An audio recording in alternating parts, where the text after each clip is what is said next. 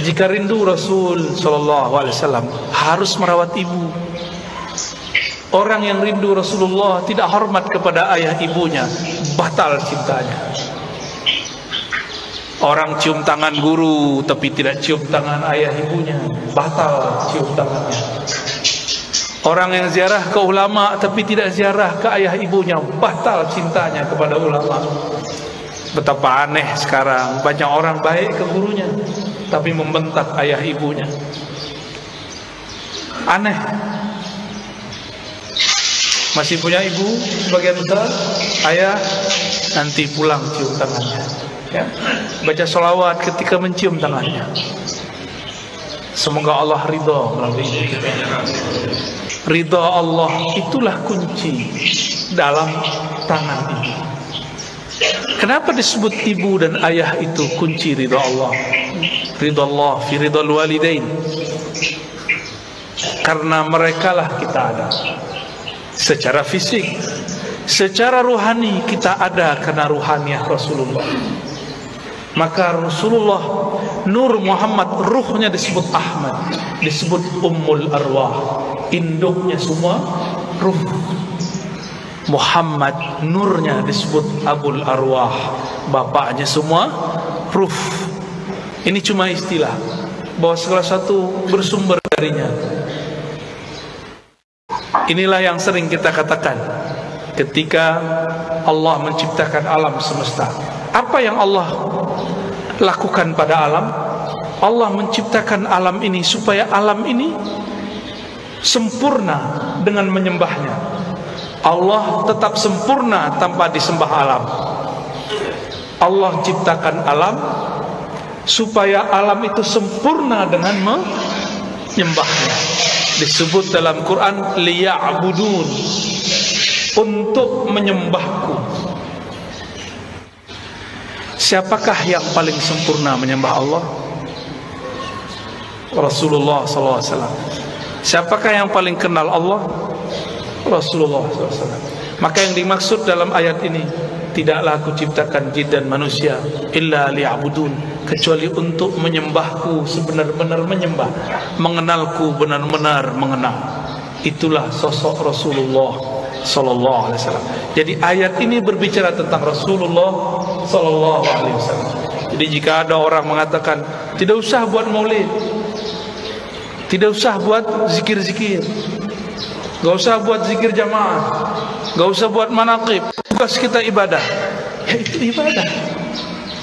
Dan ibadah yang paling tinggi adalah as-salawat ala nabi sallallahu alaihi wasallam. Ini saya ulang-ulang ya, supaya masuk ke alam sadar kita dan alam bawah sadar kita. Allah sholat nggak? Allah sholat nggak? Allah tadi sholat subuh nggak? Nggak. Saya ulang yang kenceng dong. Allah sholat nggak? Allah haji nggak? Allah puasa nggak?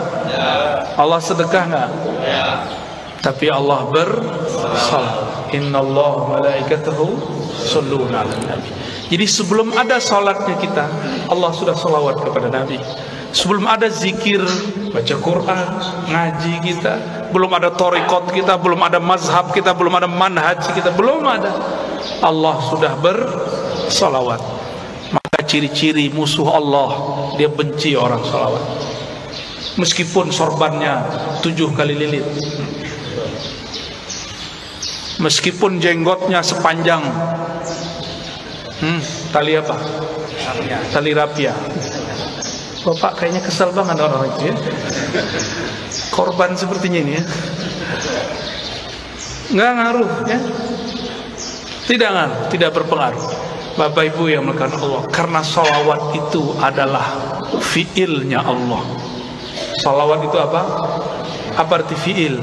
Kerjanya Allah. Dengan salawat itulah Allah menciptakan alam. Salawat itu artinya cinta dan kasih sayang. Maka kalau kita salawat, Allahumma salli ala Sayyidina Muhammad, apa artinya? Ya Allah, sampaikan cinta, salam, kasih sayang kepada baginda Nabi Muhammad. Jadi sholawat itu jangan pakai terjemahan biasa. Ya Allah beri sholawat ke Nabi Muhammad. Itu bukan memaknai. Itu namanya translate, menterjemah. Bersolawatlah dengan rasa. Bersolawat dengan rasa. Kita mengatakan, Ya Allah, baligh salami wa salati ala Sayyidina Rasulullah. Sampaikan salamku, rinduku, cintaku kepada Rasulullah sallallahu alaihi wasallam. Kalau sudah cinta, apapun yang disuruh, yang dimintanya, mau nggak? Dulu kita belum kenal orang, ngasih 500 aja susah. Sekarang sudah jadi pasangan, mau dia minta 5M, kalau ada kita kasih, ya. Kalau nggak ada, salawat. Jamaah subuh yang diberkahi Allah, bahkan subuh ini ada karena salawat kepada Rasulullah sallallahu alaihi wasallam. Was-subhi idza tanaffas. Begitu ayatnya. Demi waktu subuh yang berhembus, yang bernafas. Jika Allah tidak bernafas dengan salawatnya, maka bunyi nafasnya Allah salawat kepada Rasulullah sallallahu alaihi wasallam. Maka niatkan hidup ini untuk bersalawat kepada Rasulullah. Inilah yang disebut takhallaqu bi akhlaqillah. Tirulah fiil-fiilnya Allah. Tirulah akhlaknya Allah.